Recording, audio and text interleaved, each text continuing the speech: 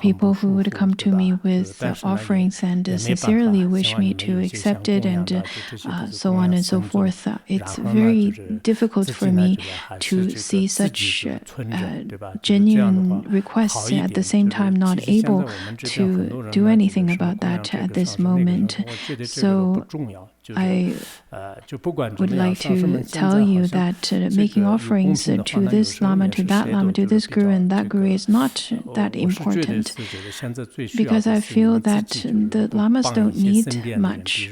They don't need anything, but people around you probably need a lot of help. For example, some poor university students, some poor people don't have any resources, some people who are sick or ill around you, they really need help. They really need some monetary support. So, to me and to many of the Lamas over here, they don't really need any material offerings. Rather, to make a Dharma offering is the most important. If I were to encounter people on the way and not receiving, not accepting their offerings, it really doesn't feel right to me either. However, now I have to sincerely apologize to you that due to inconvenience, I'm not able to do that. I've thought about it many times that when people who come into the shrine hall, it may impede the conditions, the various conditions, health conditions and security conditions. However, if I do not allow you to get into the shrine hall and do not see me in person, then people may feel quite upset about it. So I would like to take this opportunity to extend the message to you, that is to make monetary offering or any offerings of materials is not important. What is important is to make Dharma offerings. What is important is not to see me in forms, but to see the true Lama in mind. Nowadays it seems that all kinds of people would flood into Larungar. Well, during the meeting today, the leadership suggested that we should have people to guard at different checkpoints, but it is not very practical to put into action, because we don't have that many people over here working, and it's very difficult to actually carry it out as a solution. Currently,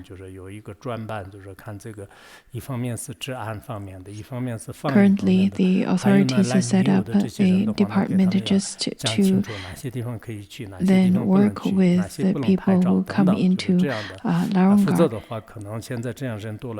telling people what they can be doing here and what they can't be doing here, and to, in general, control the numbers of people who can come into Larungar. Today I jokingly said that this is samsara, this is the samsara that is pervaded with suffering. Last year, nobody could come into Larungar. Staff member who tried to come into Larungar had to get into Larungar while being hidden in a box, in a paper-made box, a cardboard box. And then when that box was opened, the person who was hiding in the box got quite embarrassed, and he kept his eyes open but not moving, just as a Maitreya Buddha's statue. This is a story that's told by the financial department. The situation now is different than it was back then. I mean, back then, the management team had to worry and had to think about various ways to deal with the policy. And then, back at that time, lots of the family members of the deceased ones wished to receive blessings from the chanting of the Sangha, and then they couldn't get into Larungar. And then nowadays, Larungar is open online on TikTok, and different platform. It says that the Larangar that is now finally awakened to the public, and we're quite bothered and troubled by those kinds of claims as well, because both of the situations are quite extreme. Completely closed, when it was completely closed, not even the deceased and their family members could get into Larangar, and when it's open, it is completely open that people can flood in. So for the management team, it is quite troublesome, but for those of you who are not in any management role may feel that it has nothing to do with you, but we're really on the same boat. I hope that the relevant management personnel can then make appropriate arrangements for people who can come into the shrine hall to practice, to engage in the practice of the Dharma assembly, and there are the ones who have to then participate in the Dharma assembly at their own home. We have to have some space for the people who come from afar and would like to participate in the Dharma assembly. I'm sure they're very devoted and have lots of faith, and they all wish to participate in the Dharma practice over here. If we do not give them the space or the opportunities to do that, I really don't have such kinds of heart to do that. So let us be beneficial to the others. Let us help the others, especially to the ones who came from afar and stay here only for 3 to 7 days. We should try our best to serve them. Of course, I understand that is not possible to fulfill all of their wishes, but at least if they're thirsty, we can provide them some hot water, and if they're hungry, we can provide them something to eat. We should try our best to help the others who come from afar.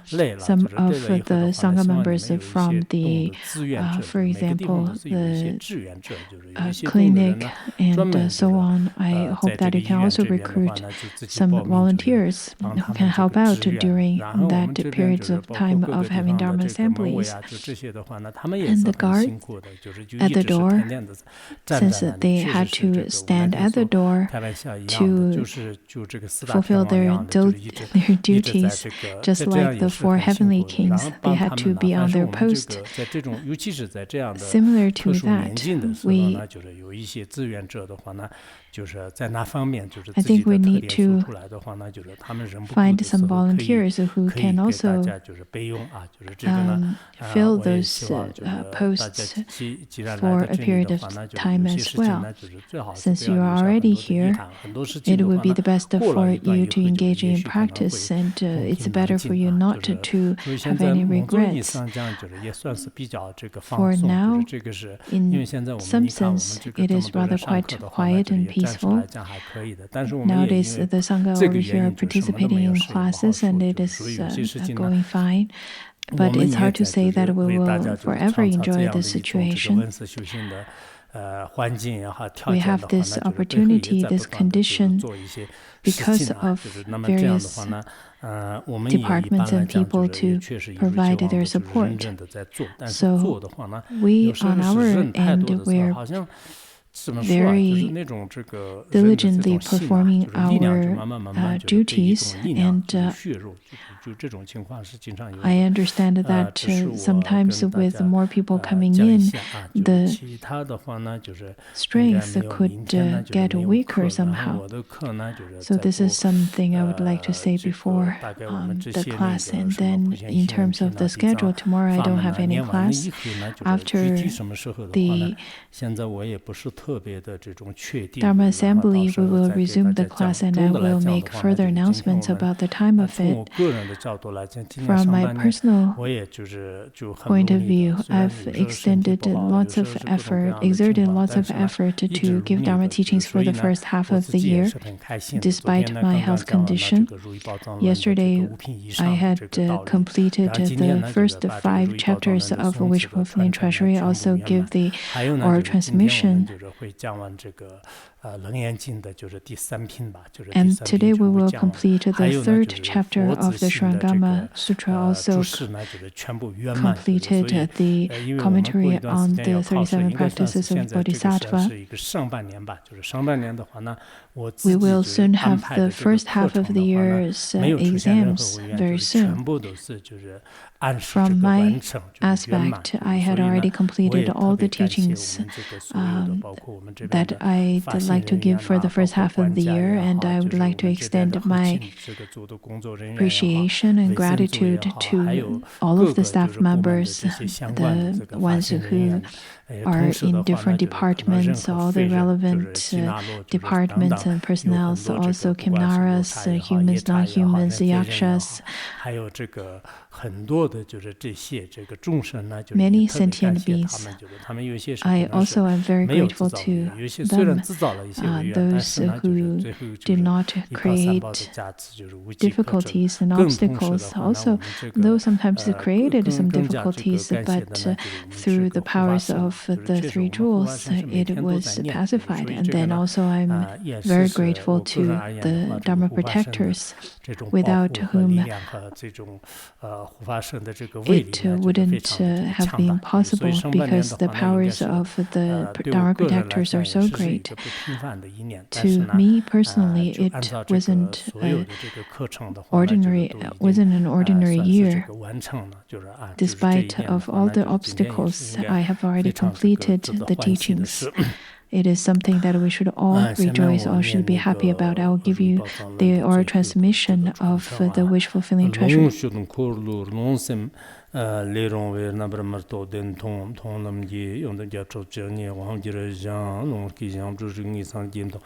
Zhan dang dang zhen ne xie re dang ni ma ga shen de xian wa yang tao xiang qi ji yan lo den bo de jiang zuo bu ren ji de qin ko lu long se me le rong wei gom nam sa ge yong den cha re de zhen ni gom zhu wu xu de gu chong wa sa ma jiang gam gong ji rang song zhang bo sa ma ma yo lo lu zhu zhen qin bo sa ma de de su su yong den le che wei dong zhou jiang ni la so jie qian de za zan dem cha mom de ba ra zhe den ko ri rang jin yong long sim ne nyang de yi xi long chong de de de sa chu ju ba de de le wem ma ra wo ma ra ro tiang de ba nie xi ji ni zhu re sa ji re re to ta ma zi de zhe mu sam chong zhe gang ze gong mi dou ba shen ji re jiang sang de ba de zhu ba de de la yong de de nie dang zi zhe no ka ji sa le yong de ne zhang de ne zi re la la dou ba to jiang yong de me de yo dang qian nin do ba mong bi Mong biblo rung la rung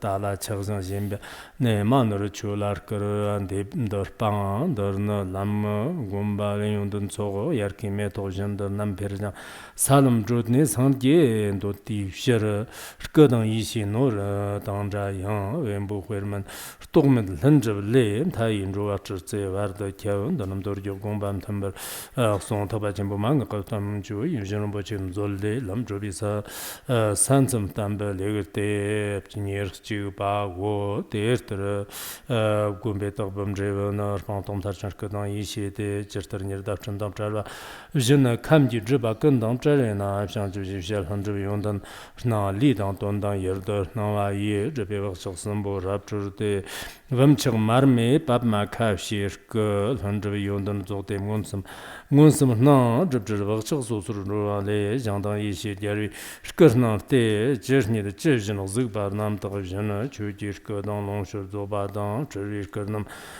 주리스거남 카당 녀전당 대여즈 년 당외ም 소르나전 삼기메 교대진의 이시르거 근기다가 때 정면촌 전대 ngorke 교도의 전여대 대천 년례 잠직 요드마 연나 문상 Manjiro dorje dangni jamjiro dorje dangni dangni kör pantong tarşın ponjiro mebayına terter kör no yerme dayang chigerte gozurnyang bu jeba kamjer ne de stung da nang dam cho da yerme de be ta de ju da zum da ba ne de de la tembe yi shir nang nga yang jo yang me lom nyam ne yi so so to she ju yi shi rang jin han zhe te dang ba chur ke ni bo long ju long ge da san ba de chen la ma churkerte ngo yerme doba tatat nimza bimchen le churki jorwa te kang la kang der te la ter na ja mubi jinjo lo dom sambram jong chuba cha chuban demza parte lamdang tendang lamdang jewa la gon zada ro kana tarnam jembago dodog nam jurum jebim chorabte gosrum tartung ngon don gerwa ye doba jimbu mang ko tam ju yujin rom bochim zolle gumbam tar jimbim jewa legerte tsagni bago tertrim dorgin mang nyambu ton karzon nam gi rap ter tobi shira tubsum gombarim ba manurwa kornde la pang la tsirgi lakshid we tsirnda lo chu yangbam ka namkala tubsum gombi chinzan ramchigde pande lomcham jigja jugba le renchin chu charan jigten gyangir tsam sonur ton kir darje tanja ve rogan chon tagbim namkala shinde mayo zagme tiji lam gumbo kanjin zor gir tobra sho rabge chmet kandi tiegi zo nyomor nyopchir yishi hlon ravane zabiam se chen nyambo dan ba gumbo manchigum zo chen tobra sho yondan zo ngam jo ge chme gi zoni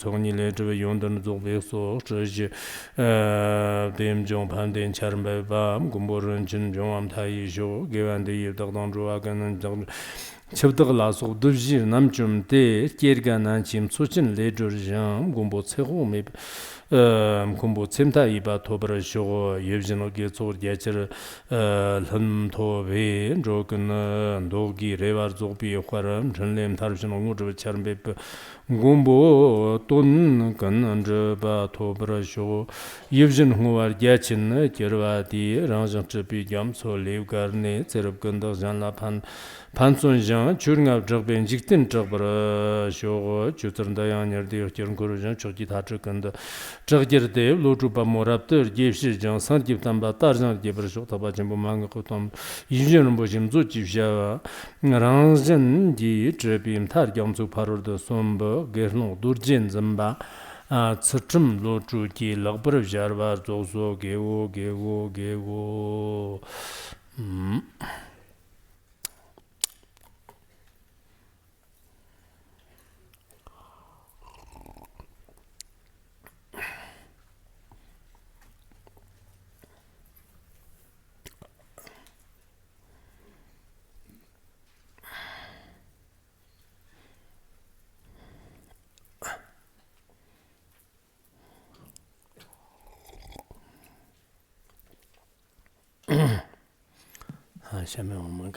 Now let us begin our class on the Surangama Sutra.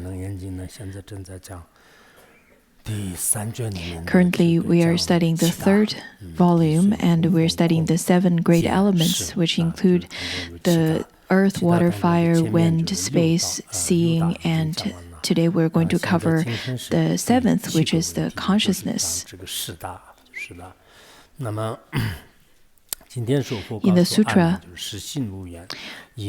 over here, the Buddha said that Ananda, the nature of consciousness, has no source, but it is a false manifestation based on the 6 organs and objects. Over here, this consciousness refers to the consciousness that discerns. In fact, the Buddha points out that the consciousness does not have any root, it does not have any causes or conditions. Why would you say that? It is because it relies on the 6 roots and 6 objects. By having the 12 causes and conditions, and after they are matured, then there's the false manifestation of the consciousness. false manifestation, it is to say that there is no actual entity of consciousness. It is simply false manifestation. So the philosophy, the different types of thinkings, the dualistic thoughts, all of those kinds of mental consciousness are very much based on the 6 roots and the 6 objects. But after making observation, you would be able to see that there is no solid existence of them. Just as how the Buddha made the analysis of the previous 6 elements, he first stated with the conclusion, and then he would give an example, and then he would further make analysis, and then he would make a final conclusion and a summary. Also, on top of that, he would give a piece instruction to give a pointing out. So over here, the Buddha continued to give an example by saying that now take a look at the entire holy assembly gathered here. We have such a large assembly of great Sangha over here. Use your own eyes and take a look at the entire holy assembly gathered here. As you glance at each one in turn, everyone you see is like what is seen in a mirror.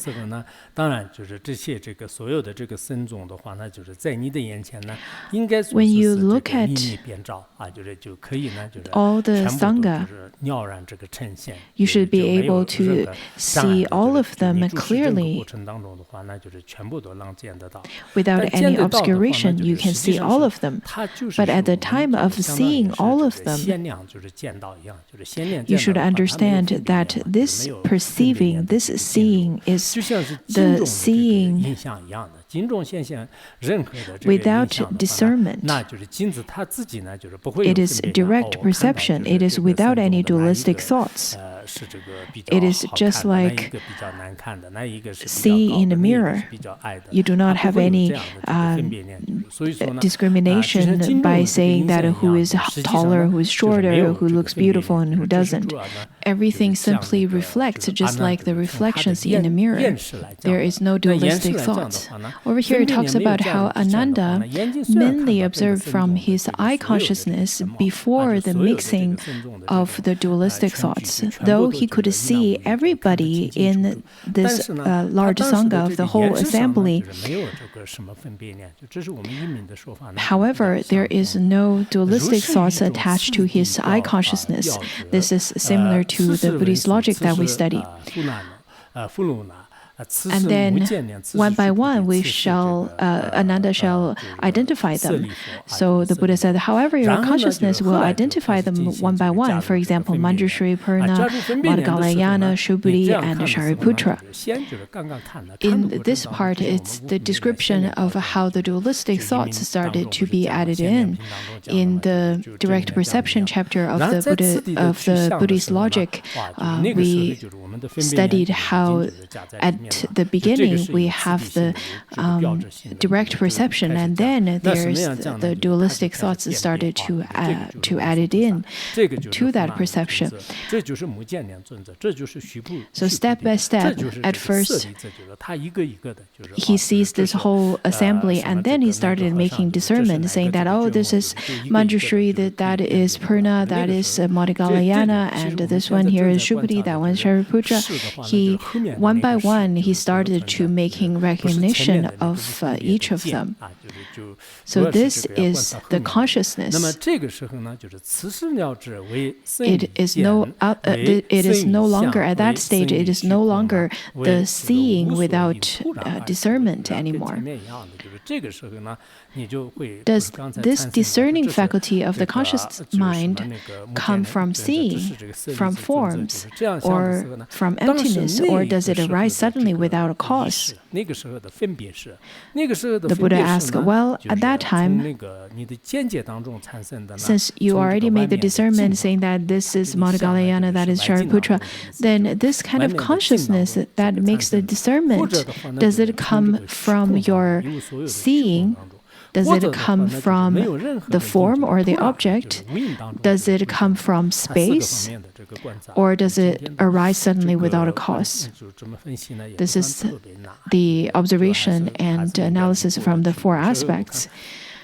So today it should be rather easy to understand. Sometimes I feel that the Surangama Sutra is quite difficult to explain, and sometimes I feel that many of you, during your after-class presentations, you did quite a good job, and sometimes I would second-guess myself whether I made a mistake or not, but I don't think so. Anyhow, today the content is rather easy to understand. The Buddha then continued to tell Ananda, saying that, Ananda, suppose your consciousness came from seeing. If there were no brightness, darkness, form, and emptiness,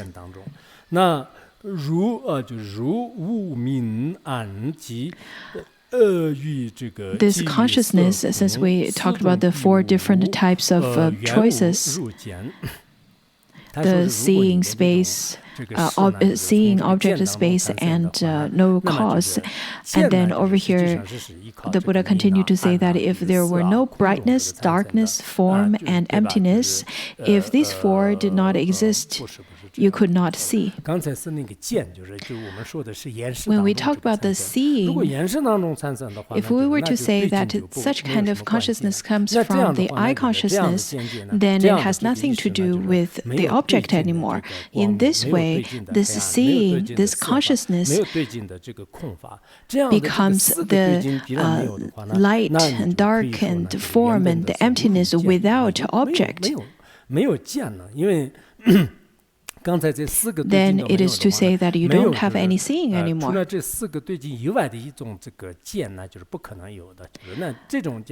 There is no possibility for you to have any seeing other than the 4 previously stated objects. The Buddha then continued to say that with seeing non-existent, what would be the origin of your consciousness?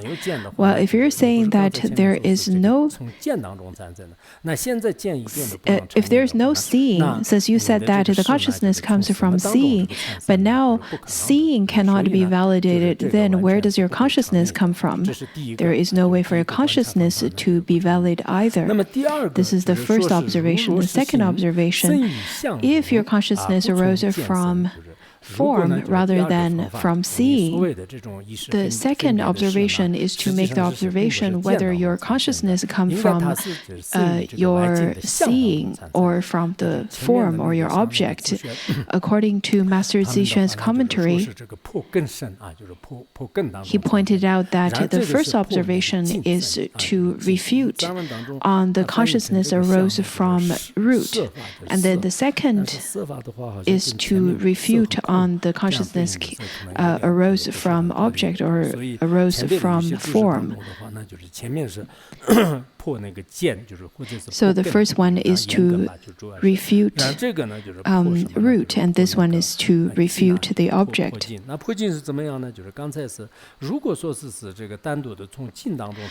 If you were to say that the consciousness were to arise from object, but not from seeing, then it would not see either in brightness or in darkness. In the absence of brightness and darkness, it would not see form or emptiness either.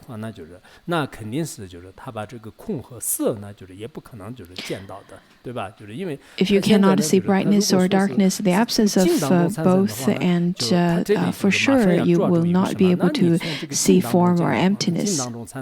Over here, the Buddha points out that if you were to say consciousness is produced from object, then it has nothing to do with seeing. If it has nothing to do with seeing, then you would not be able to see brightness, darkness, form, or emptiness, or the brightness, darkness, penetration, or obscuration. In this way, in the absence of form, where would your consciousness come from? If there is no brightness, no darkness, no form, and no emptiness, if there's no characteristics of those at all, then how could your consciousness come from those non-form?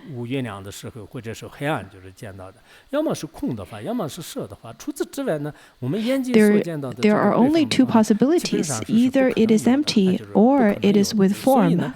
Other than those, there is no third possibility. If you say that there is no form and no emptiness, if there is no brightness, no darkness, can you tell me where your consciousness comes from? This is a Sutrayana analysis, but I'm sure for those of you who are with sharp capacity, then you would be able to make the observation of where the mind comes from. Usually we don't make analysis and we don't make the observation of consciousness. It's rather quite abstract and difficult to be observant of that. However, our mind is quite clear at all times. It is very luminous. At times it could have greed, sometimes it could have happiness, sometimes it could have anger.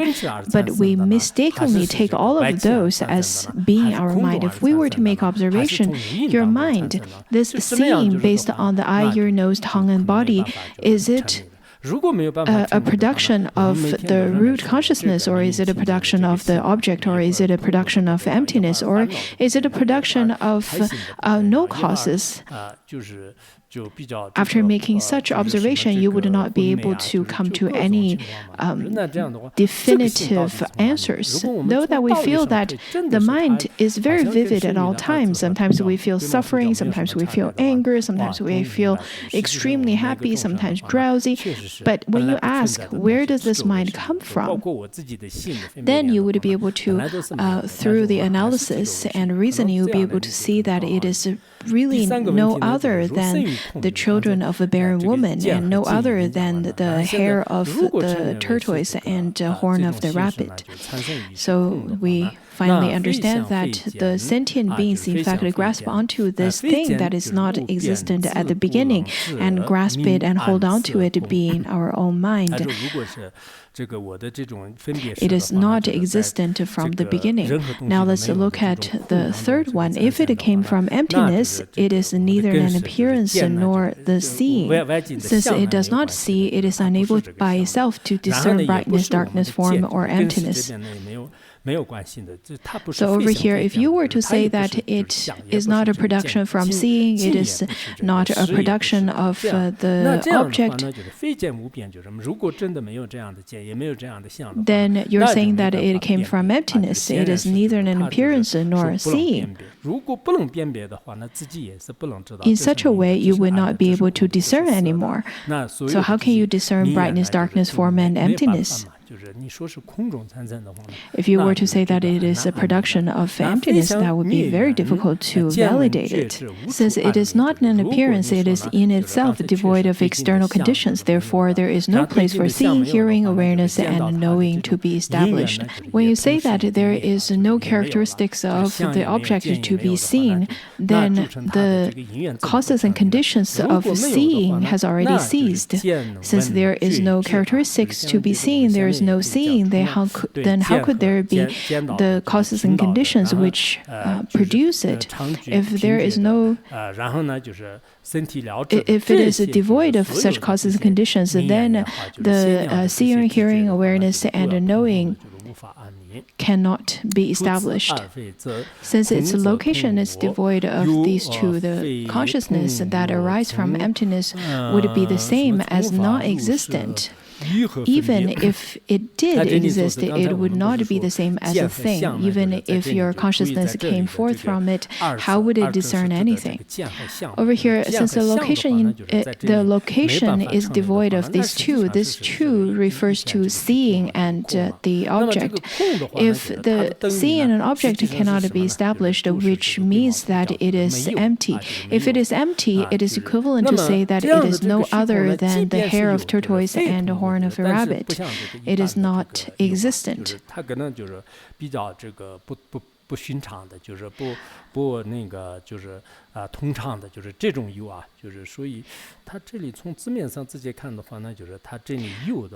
Emptiness would be the same as non-existent. This over here points to the kind of existence that is rather very different than all the other materialistic existence.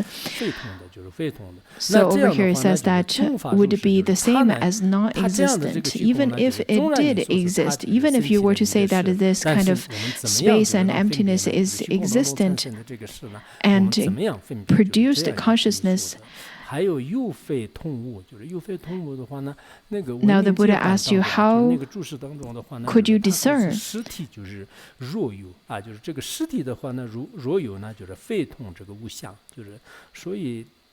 In a commentary, it talks about if the body of the consciousness is existent, it is not the same as the other materials. In some commentaries, I noticed that they've explained the existence as consciousness. I'm not quite sure why. Over here, it says that since the seeing and the characteristics of the object do not exist, they're not existent, which is equivalent to emptiness. Emptiness is, over here, emptiness is not existent. But even if you were to say that, emptiness is a type of existence that does not have production and cessation, it is really to say that it is the same as non-existent. From this thing that is not existent, how could you discern there is a production of it? Other people would not be able to establish it either. This is the explanation from the third aspect of refuting the consciousness as a production from emptiness. Now, the fourth one is without a cause. If it suddenly comes forth without a cause, why can't you discern the moonlight within the sunlight? Now, this particular argument is more laughable than the previous ones. To give you an example, is that if I were to look at this pillar, it is because I can rely on this pillar as an object, and my eye consciousness can then perceive this pillar. When I look at the moon, because there is the moon, I can grasp onto it with my eye consciousness. That is how I can see it.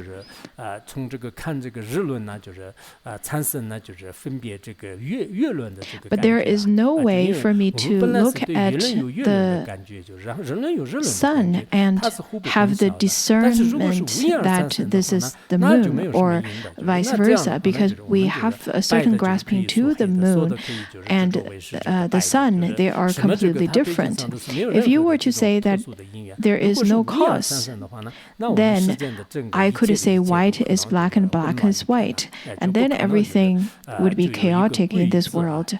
There is no longer any rules in this world. So people in this world whom study conventional truth would definitely not agree to that. The Buddha continued to say that you should investigate this even more carefully, discriminate it in detail, and look into it.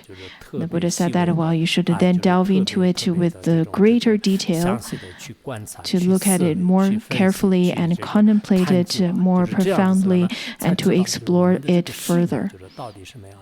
To look at what is or how is consciousness produced. I think Surangama Sutra gives the teaching by such a logical analysis. I think the Western logicians would be really delighted to study this.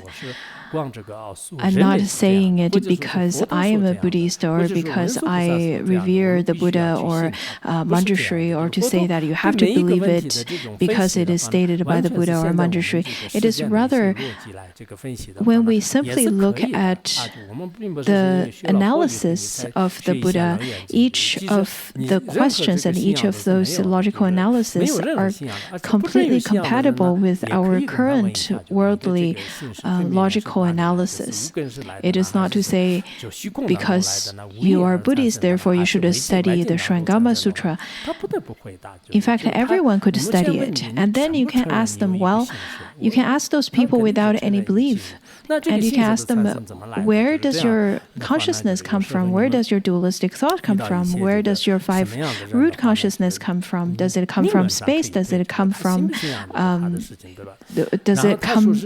is it a production, the result of a production without any causes, or is it a production from the object? And then you can follow these kinds of logical analysis and give them explanations.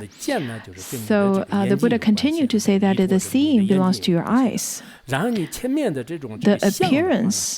appearances, all of those objects, whatever you see, let it be the assembly of great Sangha, Manjushri, and whomsoever is staying in there,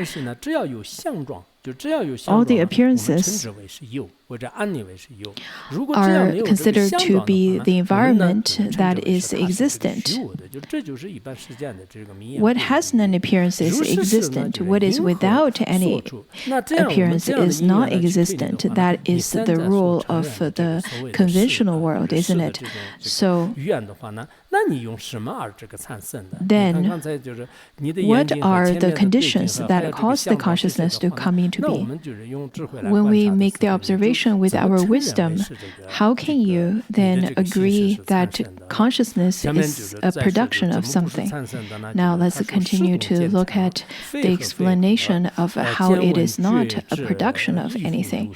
Over here, the Buddha says that the consciousness moves and the seeing is quiet. The consciousness moves. It is of constant movement. You may know that through your meditation. Sometimes it goes here, sometimes it goes there. It is of movement. And then the seeing is quiet. In the Tibetan translation, it says that it is without movement. It is stable. Previously, we've already learned that the seeing is just like the reflection of mirror. It is simply manifestation in front of the root consciousness. According to Buddhist logic, it says that such kind of seeing is momentary. It doesn't have any time to make any movement. It simply is just a manifestation. There is really no moving or not moving. So it says that it is without movement or the seeing is quiet. They do not mix and unite. How could you mix and unite something that is moving, something that is not moving?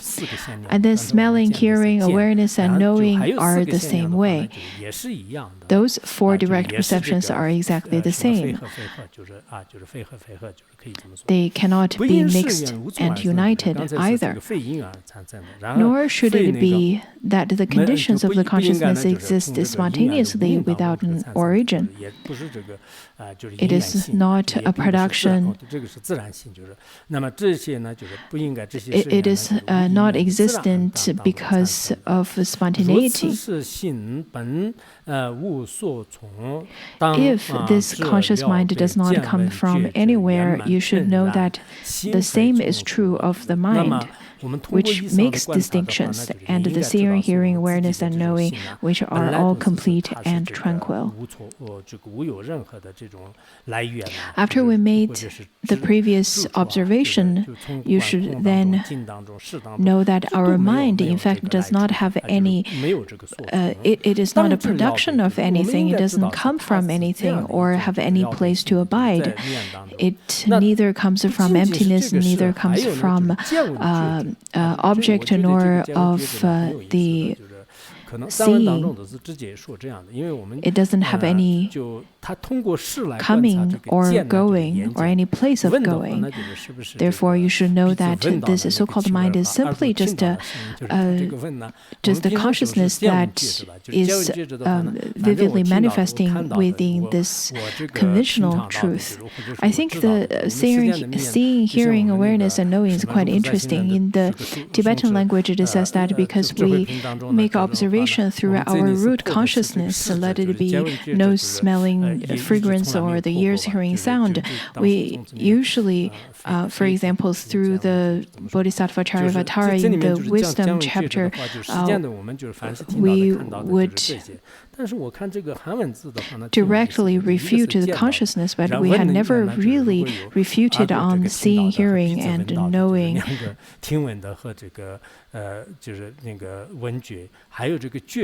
So I think the Chinese language is quite interesting. In terms of the seeing and hearing that is related to the eyes and ears, and then smelling to the nose. And then the Chinese character for smelling and hearing has one common character that could be used either way.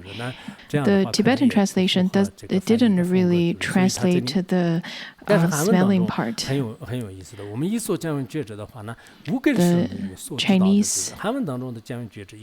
Chinese language is indeed quite interesting. Whenever we talk about the five root consciousness, we will know that seeing, hearing, and so on. But in the Chinese language, it combines the five root consciousness into four letters that could, where we could interpret the one particular character into both smelling and hearing. I don't think I've seen other people explain it in such a way, but that's my understanding, and I found it quite interesting. In the commentary of the right lineage, it says that out of the seven great elements, consciousness talks about the dualistic or the consciousness that discerns. So it could lead the five root consciousness. In fact, this is also not a production of spontaneity nor of causes and conditions. And then over here it says that they and emptiness, earth, water, fire, and wind are together called the seven elements. So with the seeing and consciousness, the seeing over here is the one without discernment, and then consciousness is the consciousness with discernment. So on top of these two, we add on the space, earth, water, fire, and wind. Altogether, there are the seven great elements. Their true natures are perfectly fused, and all are the treasury of the thus come one, fundamentally devoid of production and extinction. Their nature is no other than the emptiness and luminosity of the wondrous manifestation of the Buddha nature. And these phenomena are indeed without production and without cessation.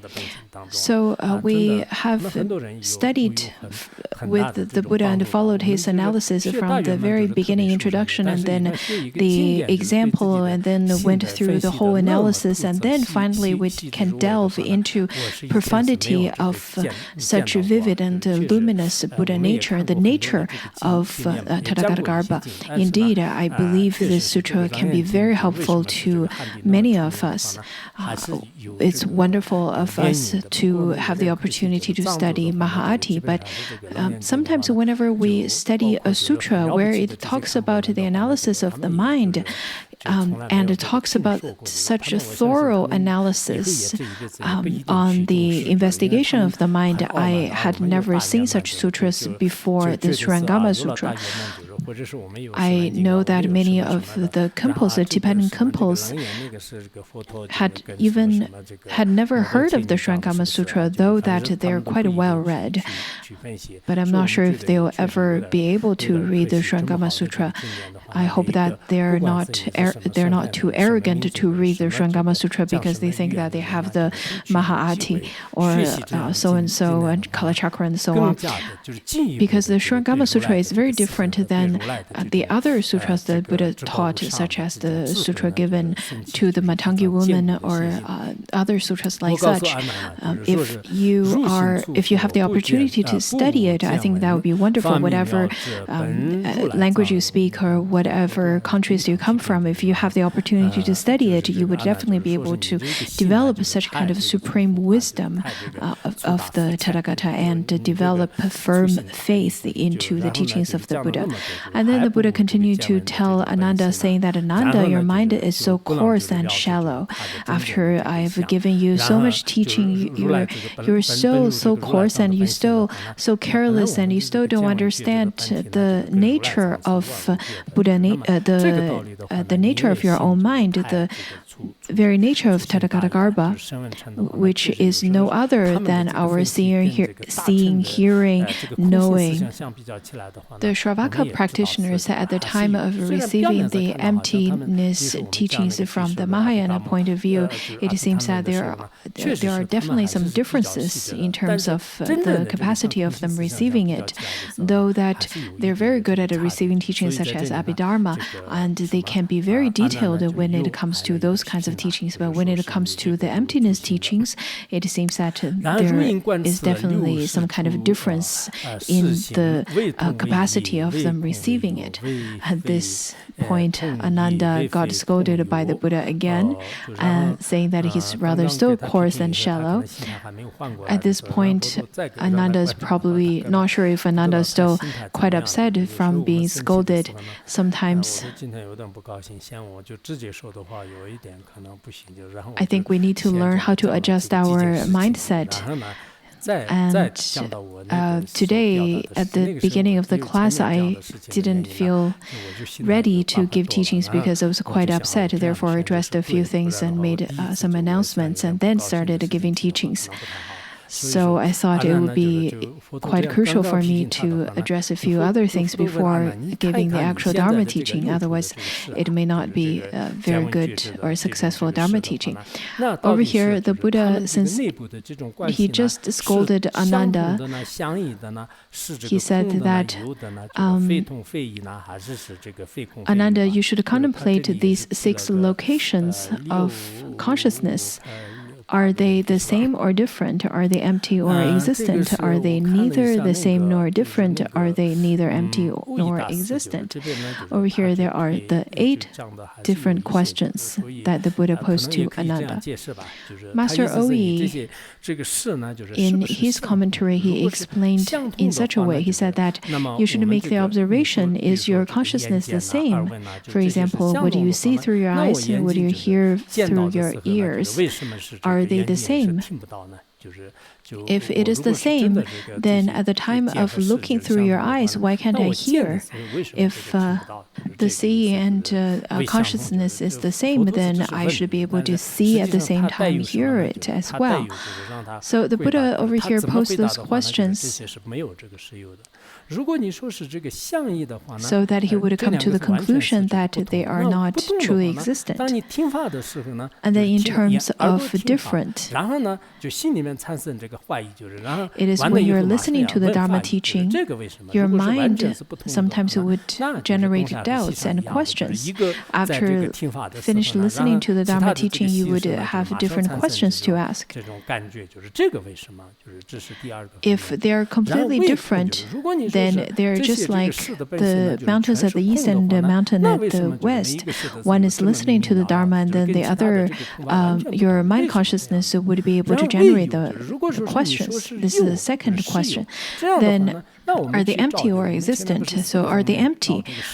If each of the consciousness are so vividly appearing, which is completely different than emptiness, then how could you say that they are empty? If you were to say that they're existent, then you can search for it. Can you find it in any of the 4 directions? You won't be able to find it. You can't find the eyes, ears, nose, body, and tongue either. So the so-called nature, so-called self-existent nature can't be found from the 6 entrances at all. The next one is, are they neither the same nor different? If they're not the same, for example, if I am listening to the Dharma teaching and then eat the candy, or listening to the music and looking at the garden, why is it that I know why is it that I would be able to know all of these are happening? And then the next one is not different.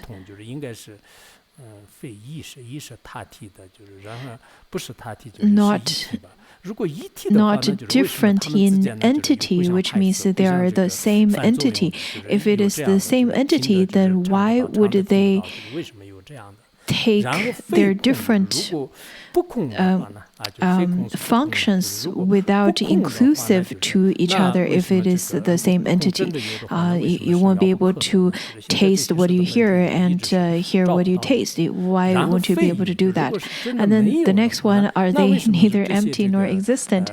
If they're not empty, then if they're truly existent, why is it that there is nothing that to be obtained? Why can't we find a self-existent entity to the consciousness? If they are not existent, then why these consciousness are so vivid and we can still use it?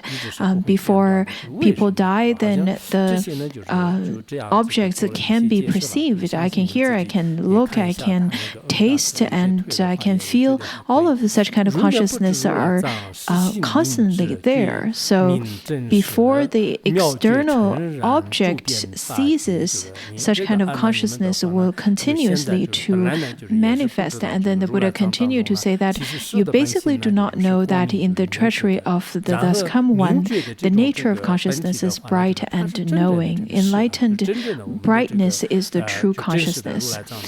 The nature of such is vivid and knowing, and it's bright. It is clear. It is unceasing. This kind of nature is all pervasive throughout the Dharma Dhatu and encompasses the emptiness of the 10 directions and issues forth in it. How can it have a location? It is within the Dharma Dhatu of the 10 directions. How could there be a location that binds it? From the surface, we can say that, oh, this is my consciousness, that is your consciousness. There is a boundary. There seems to be a boundary, and it seems to be fragmented. However, this consciousness is all pervasive over the whole Dharma Dhatu, and it doesn't have any location, or it doesn't have any extremes or any of those limitations. It is simply because of our karma is different. It is experienced to whatever extent is dictated by the law of karma. Ignorant of this fact, people in the world are so deluded as to assign its origin to causes and conditions or to spontaneity. Some of you who are sitting here have made some kind of recognition of the nature of mind because of your practice, but some of you have not made such kind of have not had this kind of realization yet. Then, though two people may look very similar, but because of their karma is very different, their realization is different, therefore the recognition of the nature of mind would be different. Therefore, that could lead to the different ways of dealing with grasping and suffering and afflictions. Over here it says that these mistakes which arise from discrimination and reasoning process of the conscious mind are nothing but the play of empty words which has no real meaning.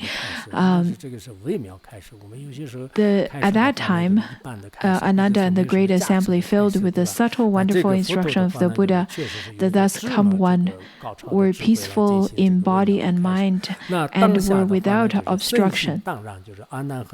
So the Great Assembly have already received such subtle, profound, and wonderful instruction of the Buddha, which is also infused with such great blessings.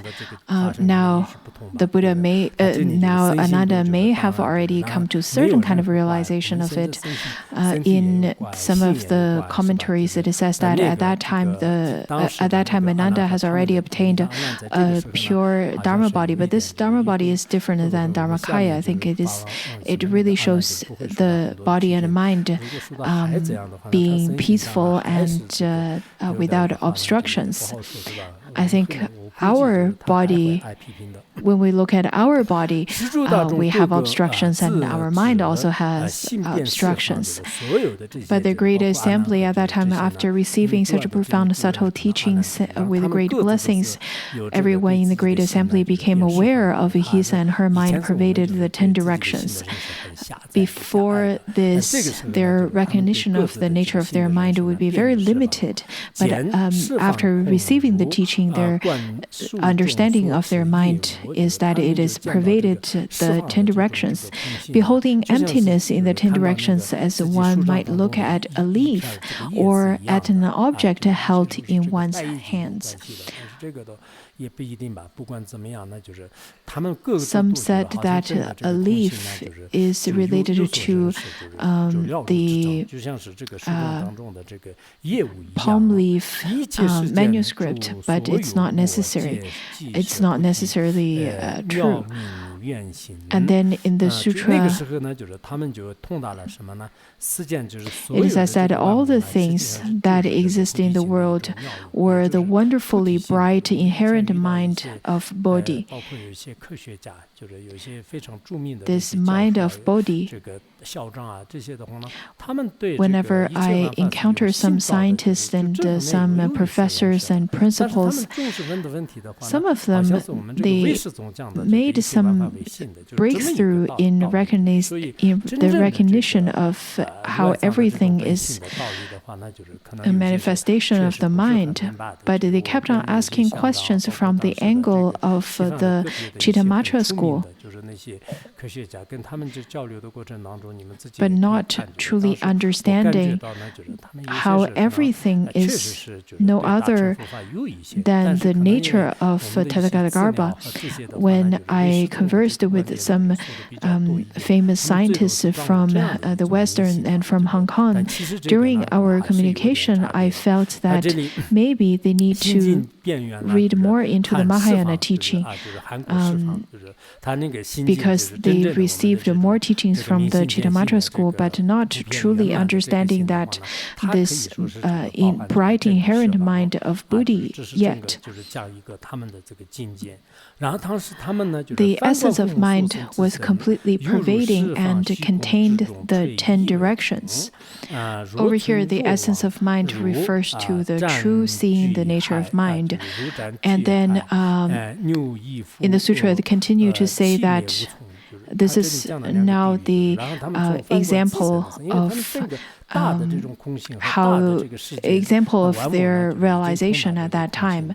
Then they looked back up on their bodies born of their parents as a fine mote of dust blown about in the emptiness of the 10 directions. When they look back at their own body, they realize that this body is indeed quite menial, just like a small mote. Yesterday we talked about the different sizes and different names of small motes and particles in the wish fulfilling treasury, where it talks about the ultimately smallest particles, and then the iron particles, and then the yak fur sized particles, and so on and so forth. Some people understand it really well, and some people not much. It seems that people, though, looks very similar, but the understanding and thinkings are completely different. Anyhow, over here it says that the group of assembly at the time of looking back at their body, they felt that it is just like a fine mote of dust blown about in the emptiness of the 10 directions, and sometimes visible, sometimes not, as a single bubble floating on a clear, vast sea. Sometimes it seems very small, sometimes it seems to be like a bubble from nowhere and disappearing into oblivion.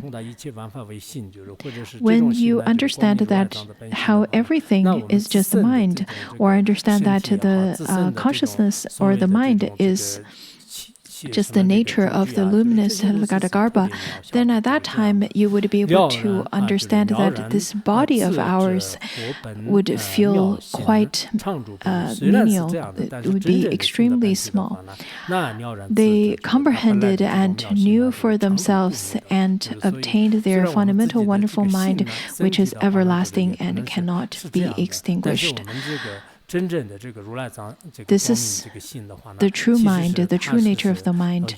After knowing it, after truly, with great clarity, knowing that this is the mind that is without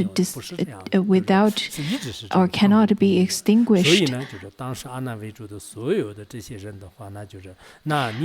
it has never parted from Tathagata. It is not something that you would be able to gain. At that time, the great assembly, including Ananda, bowed to the Buddha and placed their palms together, having obtained what they had never had before. In some commentaries, it says that Ananda, in the past of his over 40 years of life, had never received the teachings like such. After listening to the Buddha's teaching, he had then truly generated some insights. When we look at all of us sitting here, I think in our audience, you may have already received some Dharma teaching that transformed your mind a lot, that give rise to lots of personal experience and insights, and which led to a great change. After Ananda received this profound teaching, he bowed and then folded his hands together and spoke verses in praise of the Buddha. I remembered some monks in the Chinese mainland temple sometimes would chant it at the beginning of the day during the first sessions. And let's look at this verse. Ananda, indeed, along with the great assembly, they made such a wonderful aspiration. Let's look at it. Over here it says that the wonderful deep Dharani, the unmoving honored one, the foremost Surangama king. I know you can chant it, but you don't have to do that now. It's seldom found in the world. It melts away my upside-down thoughts, gathered in a million kalpas, so I needn't endure asamkhya aeons to obtain the Dharma body. Over here, the first verse can be understood in the way of the Trikaya. The wonderfully deep is the Dharmakaya, and Dharani is the Sambhavakaya, and the unmoving is the Nirmanakaya. In fact, at the time of manifesting the Nirmanakaya, it is still unmoving. The Buddha speaks of the most profound teaching, that is the Surangama king. It is the most profound, it is the most rare, and it is seldomly found in this world. The essence of the Buddha's teaching is to break our false mind, and this is the only piece instruction that's stated over here. So that teaching is taught in the Surangama Sutra very clearly, therefore it is the most rare. The merit of it can pacify and could purify the upside-down dreams and thoughts and all kinds of graspings in a million of kalpas. According to the Mind Mirror, which talks about lots of the teachings of how to attain Buddhahood in one lifetime, talks about how if you can be in sync with the most profound Dharma, you would be able to attain Buddhahood in that one thought. If you can be in sync with that most profound Dharma in one day, then you can attain Buddhahood in one day. So this is the first verse. And then the second verse over here says that I wish now to achieve the result and become an honored king. This is the Buddha king.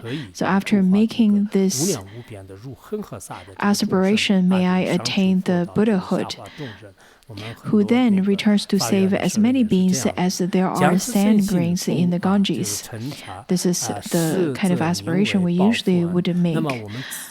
I offer this deep thought to those who are as countless as the motes of dust of the Buddha lands to repay the kindness shown me by the Buddha. So this kind of mind, this kind of profound mind to liberate sentient beings, to return to save as many beings as there are sand grains in the Ganges is called the bodhicitta. Whenever we make offering to the Buddha, let it be flowers or incense or even money, the Buddha may not be the most delighted in those because the Buddha doesn't need money. But if you can make such kind of aspiration to repay the kindness of the Buddha, he would be delighted. Now, can we ask the chant leader to chant this with his tune? Do you know how to chant this? Okay, let me have a test listen. 妙赞种子不动中，受人眼望是稀有，向我一见。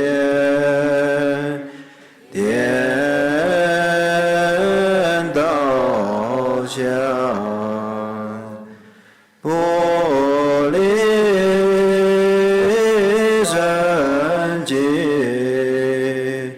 或发生，愿尽得过成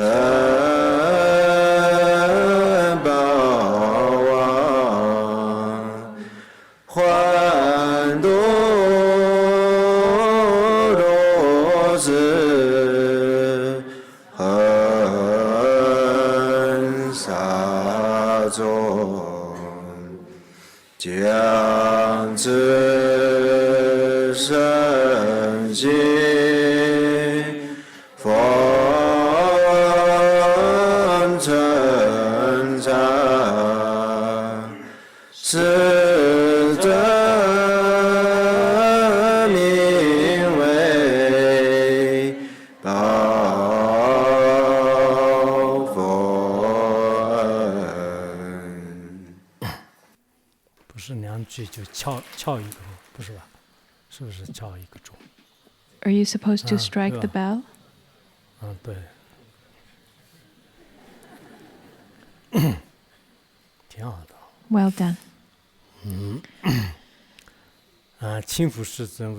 And then another continued to say that in obeisance I asked the world honored one to certify my vow to first enter the 5 turbid evil realms. If there is even one being who hasn't become a Buddha, at death I will not reach for nirvana. So he's asking the Buddha to be his witness.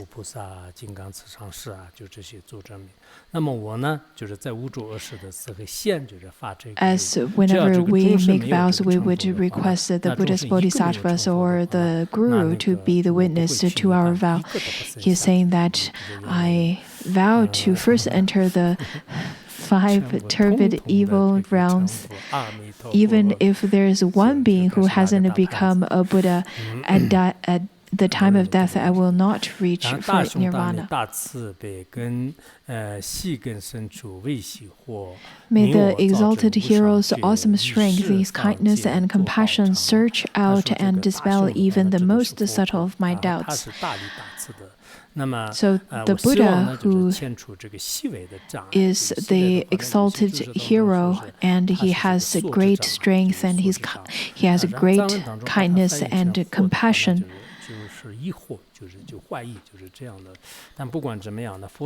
Search out and dispel even the most subtle of my doubts. Since the Buddha had already eradicated all of the most subtle obscurations of knowledge and obscurations of afflictions, therefore may I also attain such fruition of Buddhahood. over here it says that causing me to quickly attain the supreme enlightenment and sit in the Bodhimanda of the worlds of the 10 directions. The Bodhimanda is the Dharma, it's a translation of the Dharma center, and to give the Dharma teachings, making the offering of the Dharma so that others would be joyful to receive the Dharma. Also, may I benefit the sentient beings as limitless as space with the gift of Dharma. Should even the shunyata nature entirely melt away, this Vajra mind will never waver. This shunyata is emptiness. Even if the space, the empty nature entirely melts away, this Vajra mind, this diamond-like mind will never waver. Today, this is definitely a very good opportunity for us to also make this aspiration. On one hand, I think we should try to make this aspiration as much as possible. Maybe put it into your daily chants, and you can memorize it and make this aspiration very often, because such kind of aspirations and chants that's composed by the great masters of the past, they're indeed very profound and really deep. Let it be the great teachings and great verses that's left by the Tibetan masters, the Chinese masters. For us, what would be the most beneficial is to memorize it and to practice it. Today, we don't have that much time to chant it for many times or to chant it all over again, but this is a great aspiration to make. Look at Venerable Ananda. His realization at that time is indeed very different than 40 years ago. So whenever we listen to his aspiration, I'm sure we will also have new insight because of that. Also, if we were to practice it more and more, I'm sure there would be changes that's happening in your mind. Whenever you have time, you should contemplate upon it, and then you can talk to each other about that or to converse about it. So let's stop here today.